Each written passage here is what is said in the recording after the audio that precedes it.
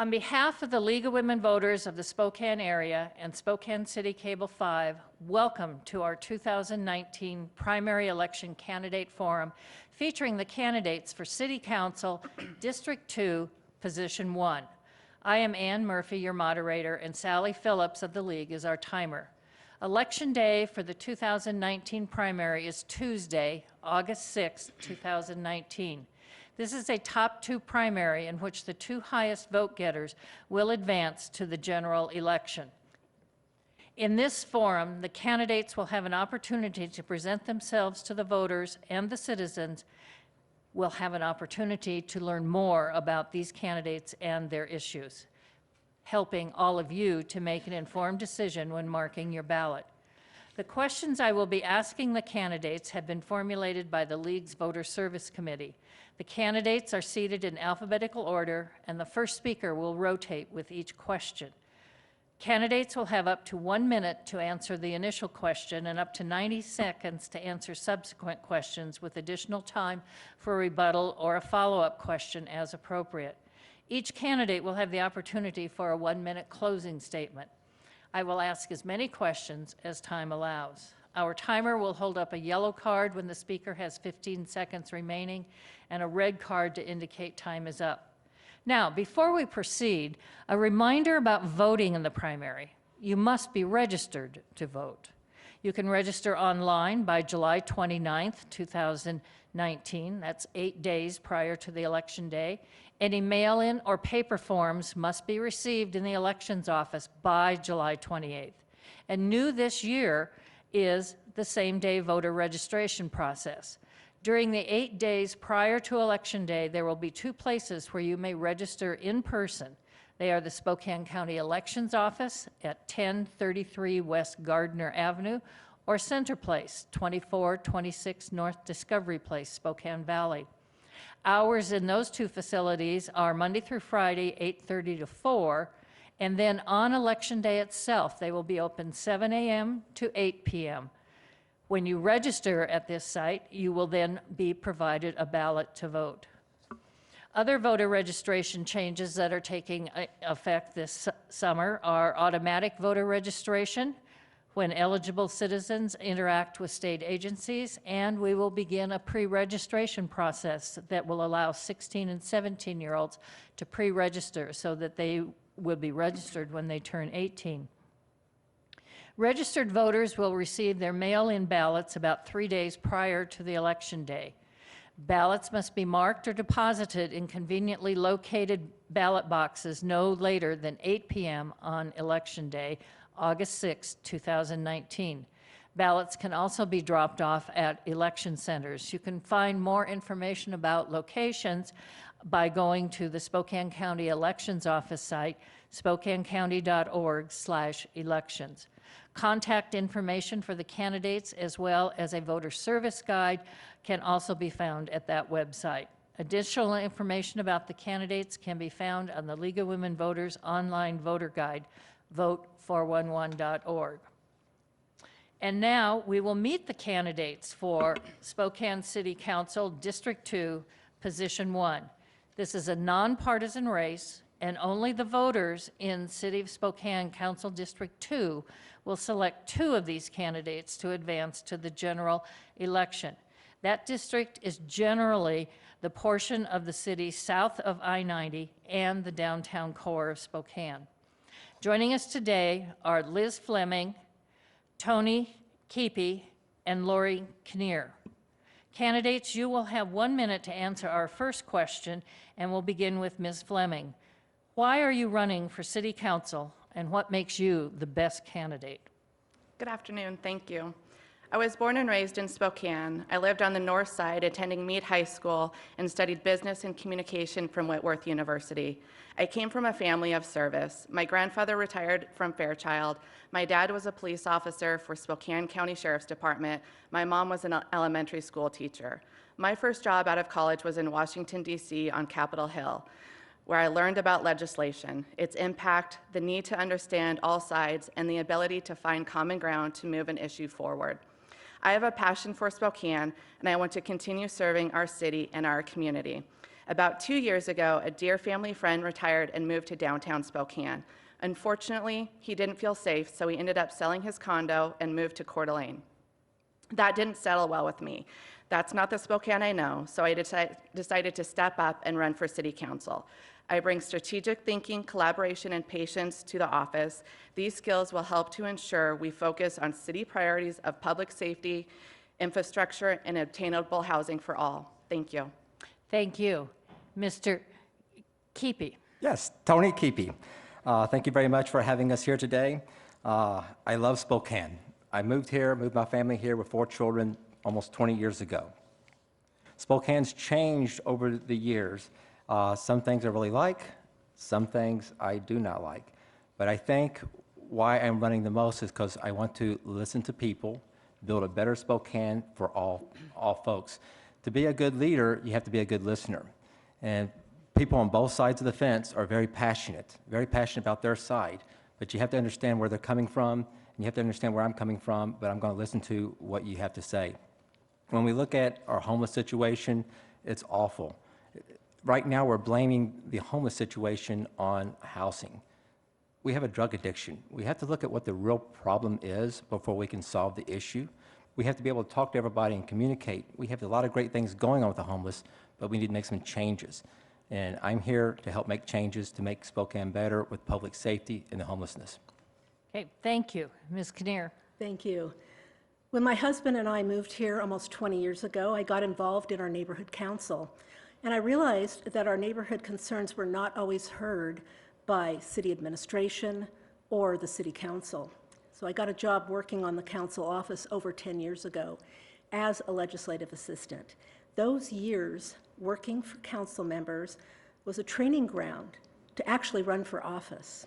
I ran for office because citizens were concerned about property crime, lack of a voice in how their neighborhoods were changing, and crumbling infrastructure.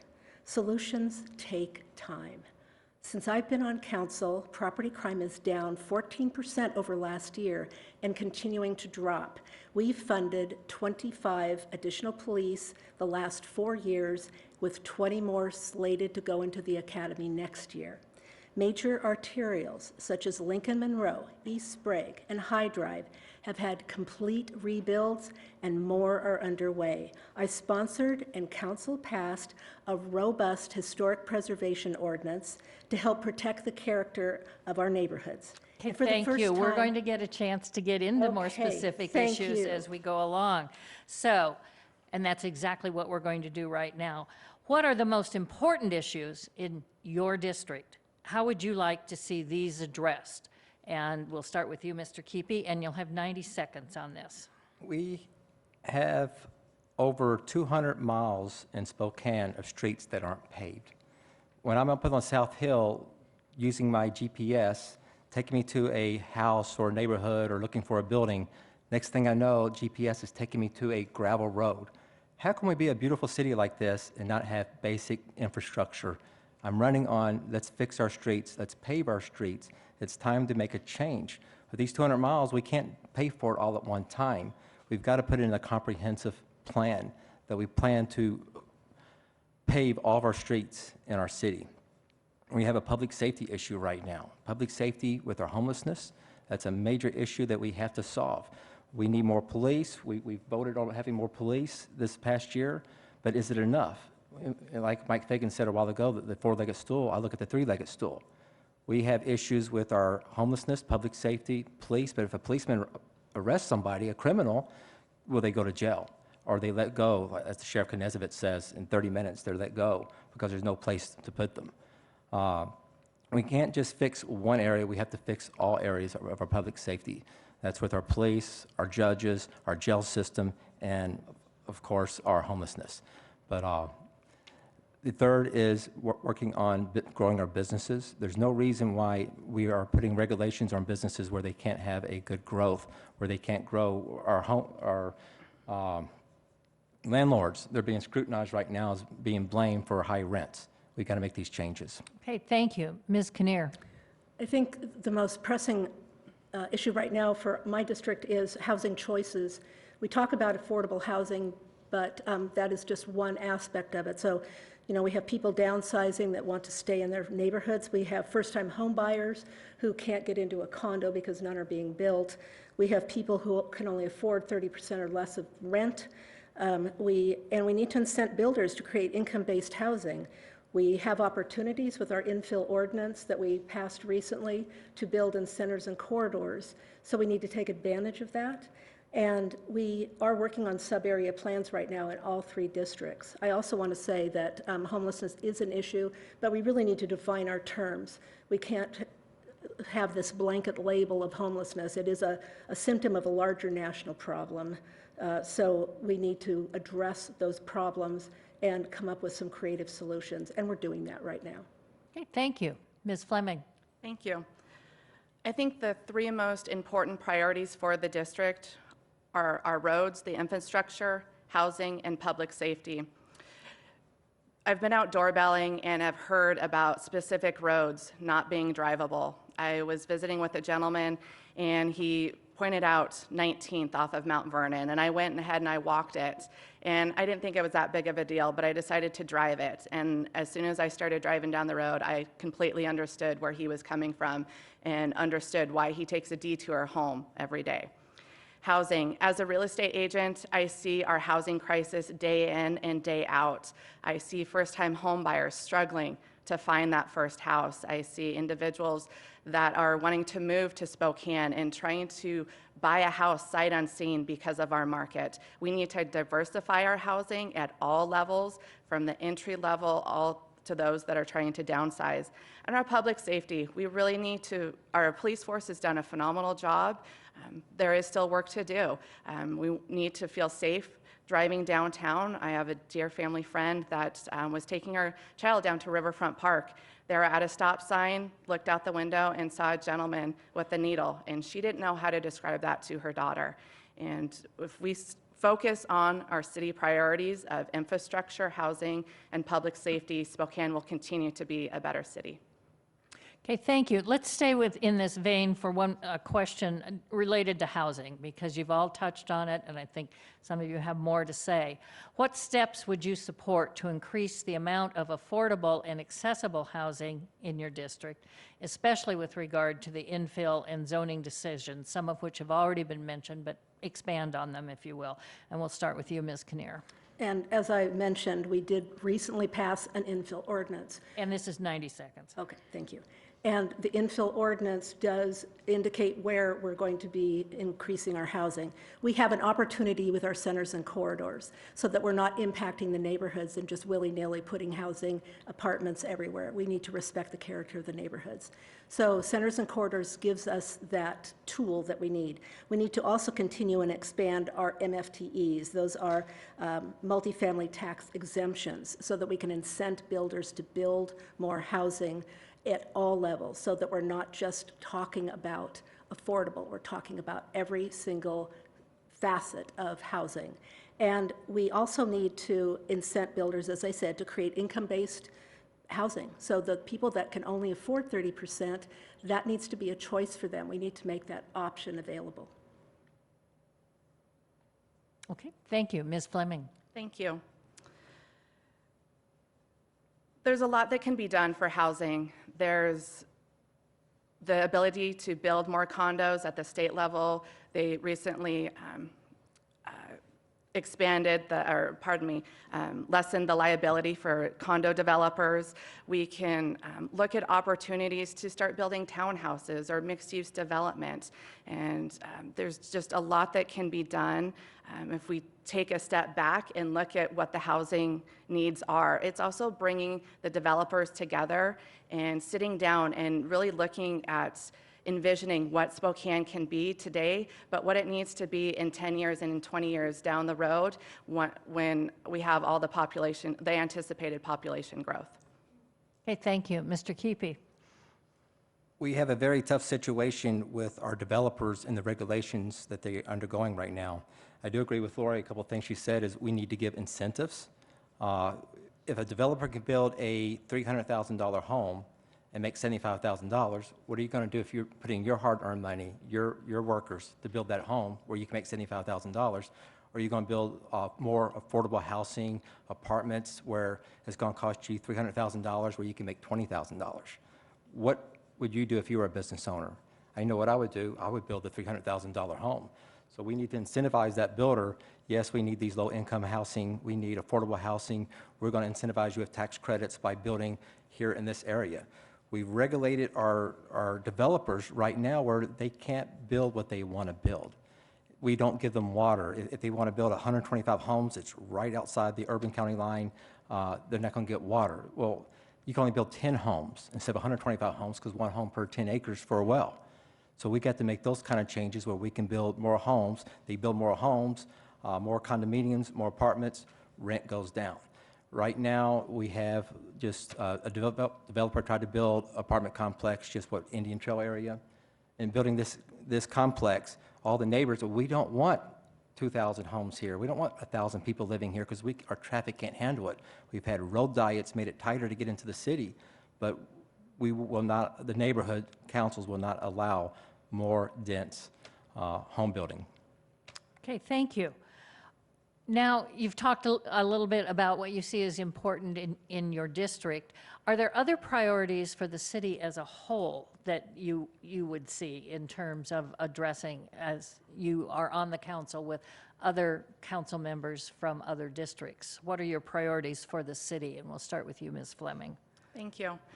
An additional priority, and one that I hear about quite a bit when I'm outdoor belling and also talking to downtown businesses, is homelessness. And it is a very complex issue. I think we can all agree on that. Earlier this week, I was at Catholic Charities and was touring one of their facilities. A few weeks ago, I was at Union Gospel Mission trying to better understand their mission. We need all of these organizations to come together to figure out how to manage the homelessness crisis.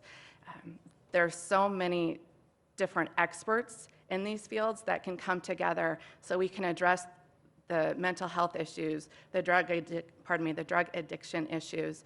We also need to work with our police force and bring all of those entities together to move forward and figure out solutions that work for everyone while being compassionate. Hey, Mr. Cupey. Well, as Liz commented on, is the number one priority is our homelessness. How can we bring in new businesses into Spokane if it's cluttered with homeless on the street? They're on drugs. You see needles right there. And data shows that 80% of those living on the street are on drugs. We have to solve the problem before they get there. It's a major issue. What's going to work best? Of course, look at Union Gospel Mission. Those that want help are getting help. Union Gospel Mission helped 4,000 families last year, 4,000 people. Well, God bless them. That's exactly what we want to be doing. You have a person on the street, they don't want help. They're on drugs. They're addicted. We have to solve the addiction problem to get them off the street. We can't let them be camping out. Right now, I was with Sean Poole down just east of Liberty Park doing a cleanup session one day. And there was tents in our parks. What family wants to take a child, their kids, into a park where we have homeless tents? We have laws saying you can't camp out here, but yet we're not enforcing that. Does that go back to having the police officers going in to move them? Once homeless people realize they don't have a place here at home, they can't call Spokane home because this is not their home. They're going to move on. And we can't make good everybody gets a bed. We're going to give you medical care. We're going to give you housing. Whatever you need, we're going to give it to you. What happens? They're going to move to Spokane. We don't want that type person here in Spokane. I have to be honest with you. But we want to help our family, our people in need, and be compassionate. Everybody here has a different definition of compassion. Okay, thank you. Ms. Kinnear? I think we need to, I'm going to talk about homelessness too, because that seems to be a theme, and I hear it as well. And I think we need to define our terms. People who are experiencing homelessness are domestic violence victims, vets with PTSD, foster kids aging out of foster care, runaway kids, individuals with mental health and substance abuse problems, and people priced out of our housing market. The last 2 years, we've housed over 3,000 individuals. We are on a fast track to building mental health and diversion facilities, and going forward, we need to incent building supportive housing with on-site services and security away from the downtown core. We have laws in place that we cannot remove people from the street if there is no place, there's no shelter for them to go. Martin versus Boise was very specific on that issue, and we must follow that law. I think we can solve the problem, but I think it's going to take time, and we're going to have to be very diligent. Thank you. Okay, thank you. We have time for one really short answer, but it's a big issue. So it'll be what would be your one priority that you would see using that would address what Spokane can do about climate disruption and what the city can be doing to help alleviate the problems that are there? And Mr. Keepy, we'll start with you. I can tell you what I did. How many people out here have solar panels in their home? I put solar panels on my home because I believe I can be better off with the climate. But we can't force people as a city to, you have to put solar panels in your home. You have to ride your bike to work. I can't ride a bike. My scoliosis will not allow me to ride a bike. I can't walk very far, but I can do what's best.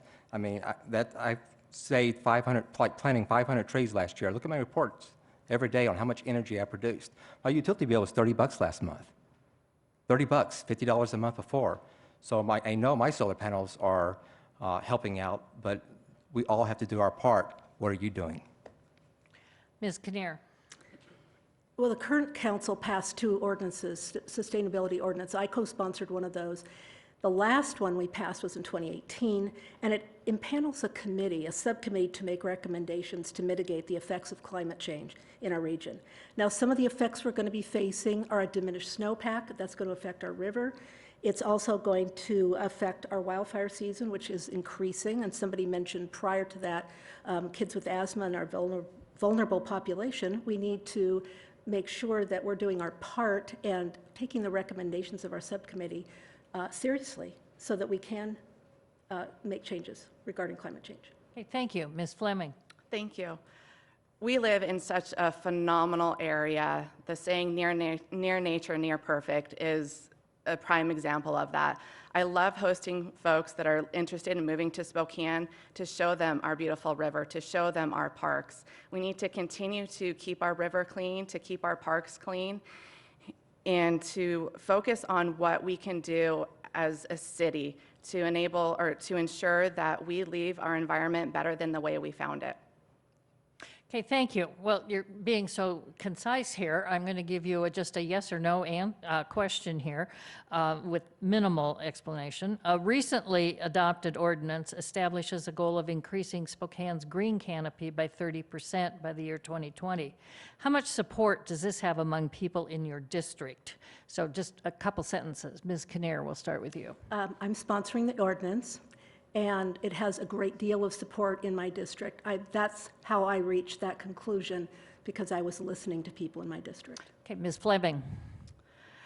I've been out doorbelling, and so far it has not been a topic of discussion. Okay, Mr. Keepy. We have other priorities, public safety, homelessness, so I do not support the canopy bill. Okay, we are going to go to your closing statements now. You will each have up to 1 minute, and we will start with Ms. Kinnear. Thank you. I've served on council for almost 4 years now. It's been an honor and a pleasure. I'm the public safety chair, so I've worked closely with the police, fire, and our community health and human services department. I'd like to continue to work for you. I think Spokane is thriving. I think we've done great things for Spokane. Absolutely, we have issues that we need to address, and I think we're on a path to do that. And I don't think any of them are unsurmountable. So I'm asking you, the voter, please support me. Please consider what is at stake for Spokane. We're moving forward, and I think we need to continue to do so. Thank you very much. Thank you. Ms. Fleming.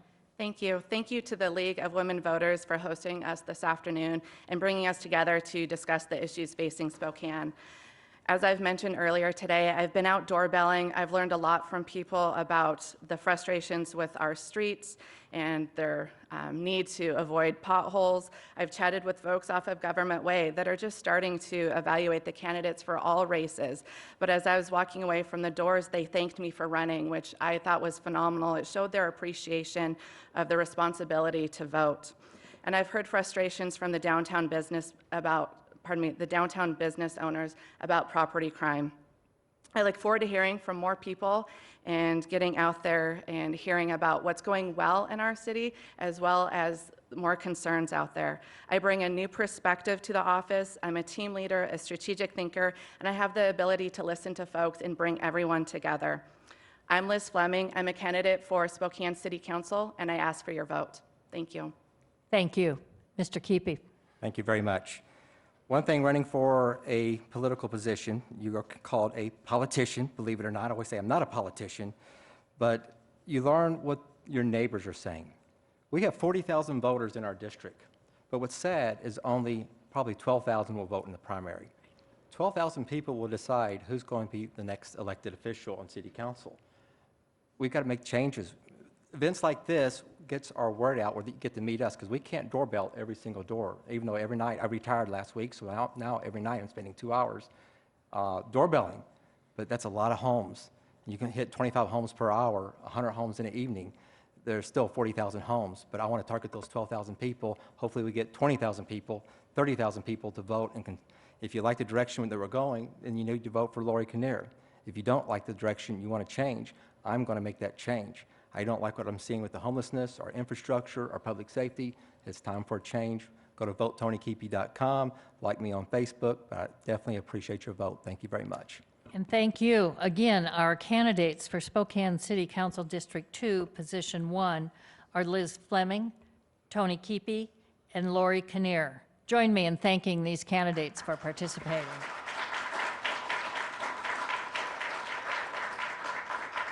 This concludes our primary election candidate forum for candidates running for Spokane City Council District 2, Position 1. And in case you joined us after the program began, this is a reminder, particularly to those who are seeing the broadcast that will come following this event today. To vote in the primary, you must be registered to vote. You can register online by July 29th. Any mail-in or paper forms must be received in the elections office by July 29th. And new this year is same-day voter registration.